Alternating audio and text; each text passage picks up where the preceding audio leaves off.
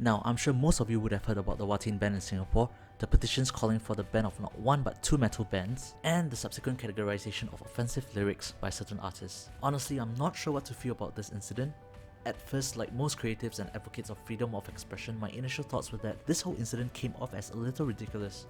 So I decided to do some research by reading from various news sources. Looking at it as a whole, I can sympathize with the ban of Watain from performing in Singapore. Before anyone gets offended, my aim here is not to defend the ban or rage against it. Surely there is a better way to manage and regulate offensive or hate speech. This is a quick TLDR for anyone who just wants the point, so here it is.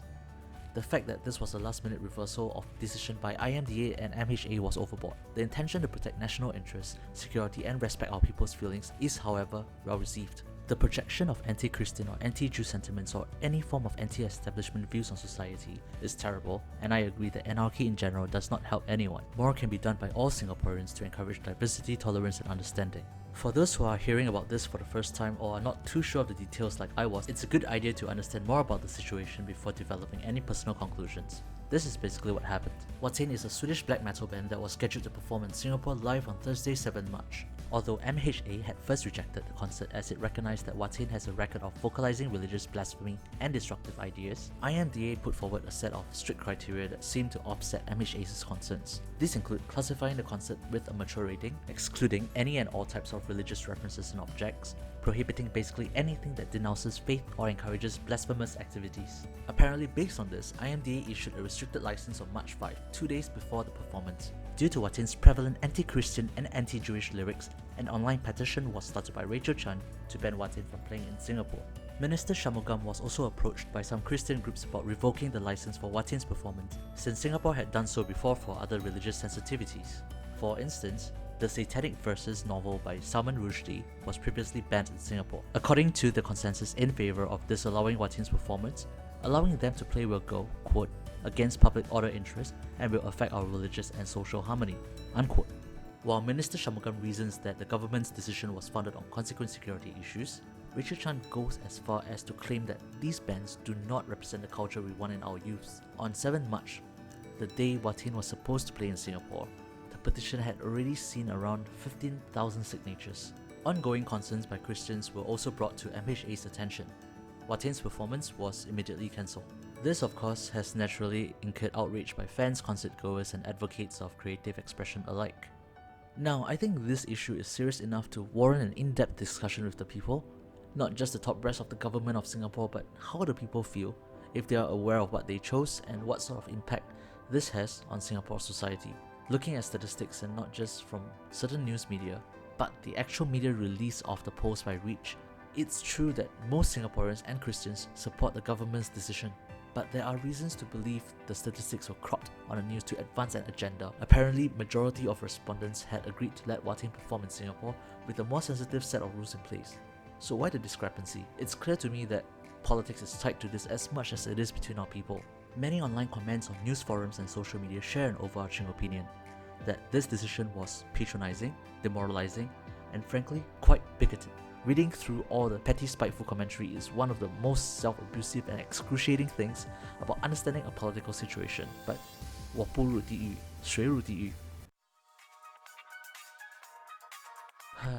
I'm done. I don't know what this pile of hateful comments is, if not offensive and judgmental. I took half an hour to read them, another hour to digest and extract them into my evidence box. If I ever have to make a case about how selective the idea of offensive speech is, these are just a small portion of the comments I had access to as a public member. If I went on to read any more, I would be terribly and irrevocably offended. I wish I could copy and paste some examples here for you guys, but copyright laws are strict.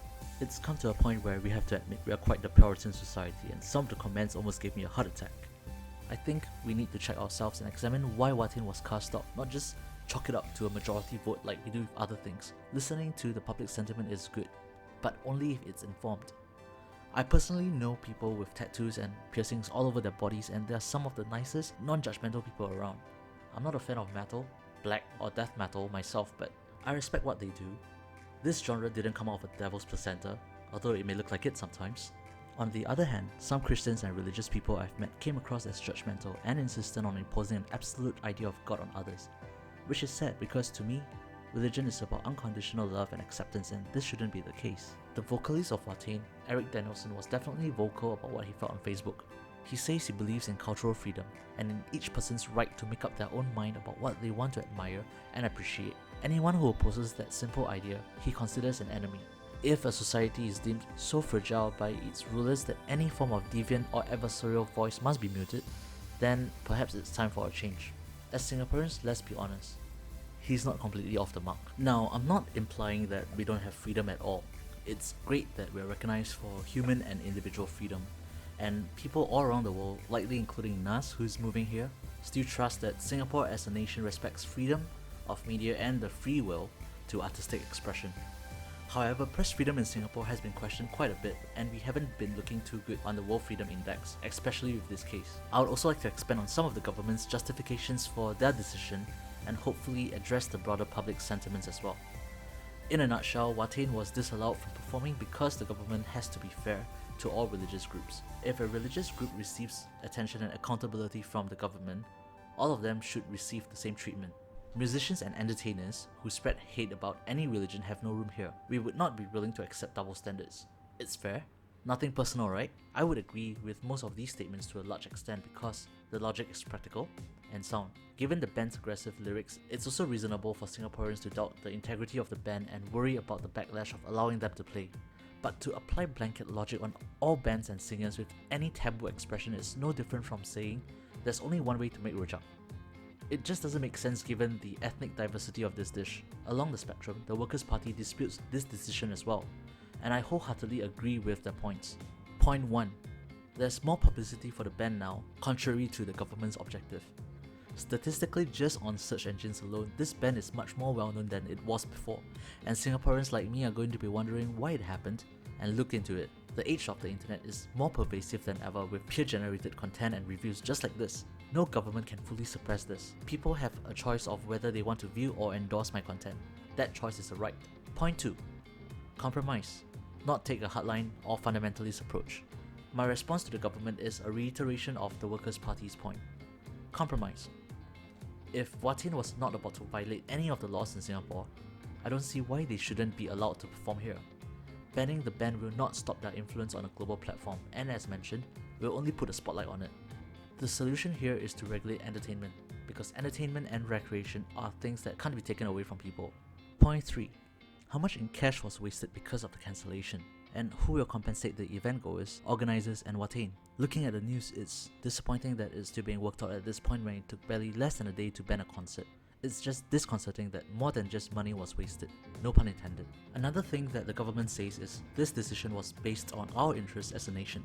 National interests are concerned with maintaining public order and social harmony with all religions. And while I can appreciate the government making no value judgment on metal as a genre, there's a sizable fraction of people who feel it's a moral judgment on the outputs of creativity. It's true that Watain's singer Eric Danielson's comments about condoning terrorism in the name of his band if it has been taken in the right context, was out of place and questionable and disrespectful.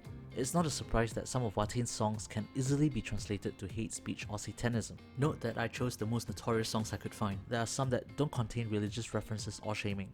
But what has happened here is creative expressions were taken at face value and justified an immediate response to place blame on the art, rather than what it represents to its fans. This whole incident feels like a premature reaction at best. Yet the government has in its ranks people who rationalize creativity well, making the point that despite Watain's philosophies, the band was still part of the peace in Singapore. Their well-being and success of their performance relied on social harmony. If Watain had been intent on destruction and spreading hate, they wouldn't have come here and accepted our hospitality in the first place. They even went for a kopitiam session after. Hype and controversy are natural languages in the field of entertainment and arts. I think it's important for us as a nation to understand that unlike science, maths, and craft work, art is more symbolic and dramatic than literal. So if creativity is so figurative, how do we filter out the grains of offensive and hate speech? I'm grateful to another member of the government for providing food for thought regarding this dilemma. He concluded that we need to balance the gift of social and economic stability that we enjoy with our choice to be freely expressive and creative. It's a hard answer to interpret, but it's an answer in the right direction. As a first world country, I would like to believe that we have more first-class tolerance. We are stronger together in acceptance than in intolerance. Being someone who takes refuge in both religion and creativity, I can also say for sure that there's a fine line between entertainment and art versus starting a cult. I tried sifting through the news and joining some metal communities online to get their side of the story. It makes fair sense to listen to what the fans are saying. Their inputs are just as, if not more relevant. Some of them even prepared for months, coming from as far as Indonesia to attend this concert. I really don't feel like anyone is in a position to dismiss or reject their opinions on this. Here's what I've derived so far. For fans, they obviously love the music, so coming from that perspective, it's as if an island-wide moral code has suddenly been forced on them by misplaced authority. Whatever these guys say goes, even if it's biased, uninvited, and has nothing to do with them. The fans know there's an obvious stereotype and stigma, but very rarely does someone outside the circle try to understand it. It's a performance art, and the metal community is one which has seen many safe concerts with bonds formed like brothers and sisters. They revel together, they rebel together, and they curse at society together, but it doesn't make them evil. I find it hard to believe that even saints don't curse and swear today. These guys just make an art form.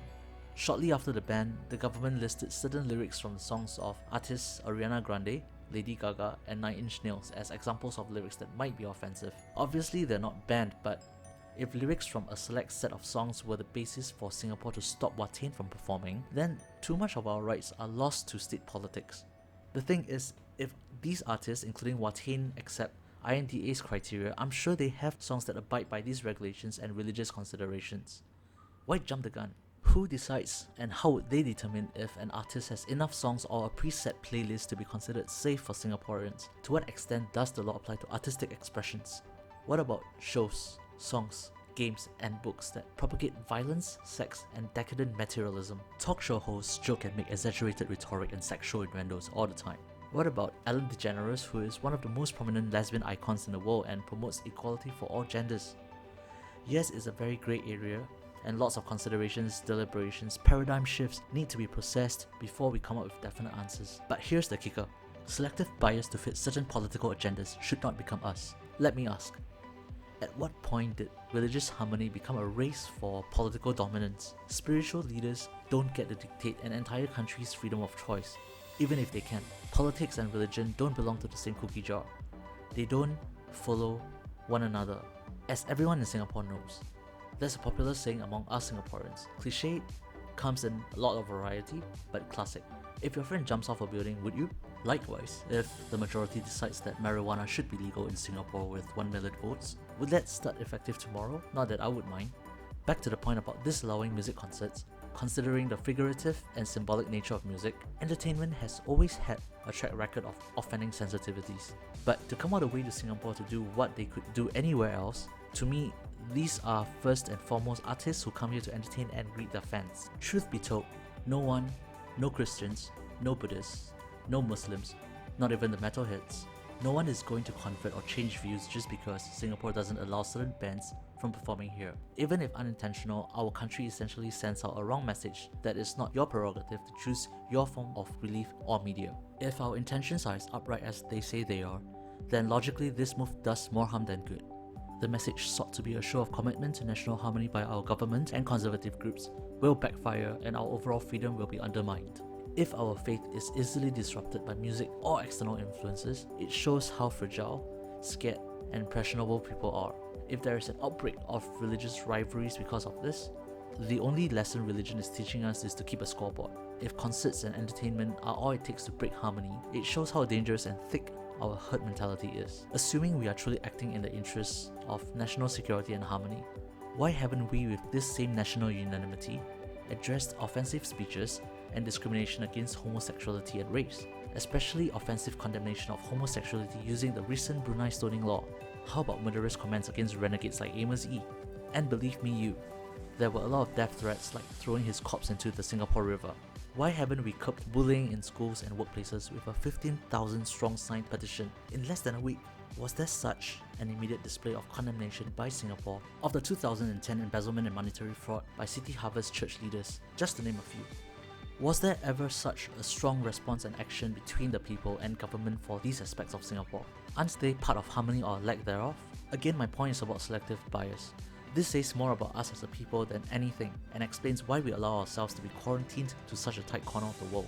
We can be our own gatekeepers, but we focus too much on what to keep out rather than what we can build on. There is a reason why Sweden is ranked one of the top 10 happiest countries in the world in 2019. Think about this for a moment, despite the fact that a metal band from Sweden was stopped for attempting to incite outrage and disharmony. Bit of an irony, isn't it? If the harmony of a country does not correspond with its happiness, what are we trying to achieve here and what kind of people are we? Singaporeans, to be honest, we know we have been very comfortable in our culture without wanting change. Growing up in schools and integrating to the workforce, I've noticed we've always been skeptical and quick to place blame, afraid of the differences and the unknown. And when people are afraid, they manifest fear in one of two ways: fight or flight. If our minister publicly declares that older Singaporeans aren't ready for a non-Chinese prime minister, maybe there is some truth to it. I believe in figures as well. If statistics show that the groups behind the ban was mostly the religious older generation, there's a lot of things that can be inferred from these two incidents happening within the same month. Is this the implication of having an aging population, or is the government mistaken? Or something else?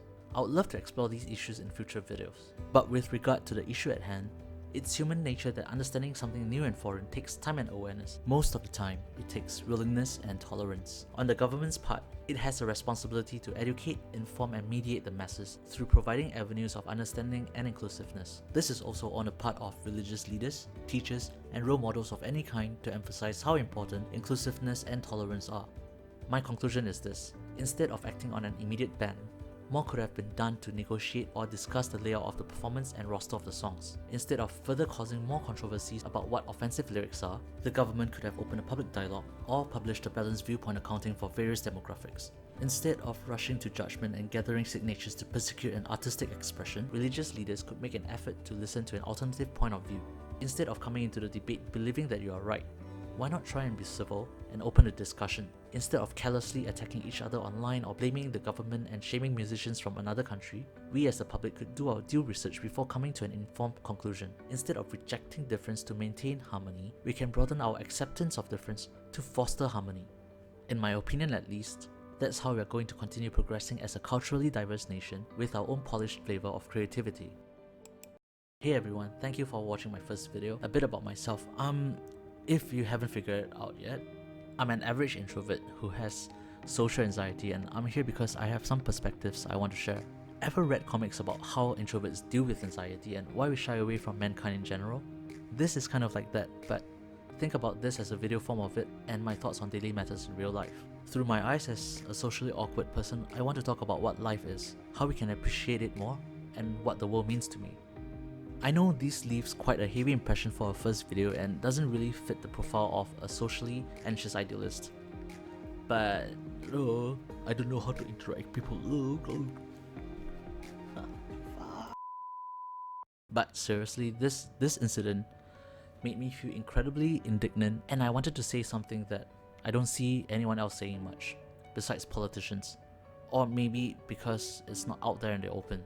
If this has struck a chord with you, please feel free to like, subscribe and share.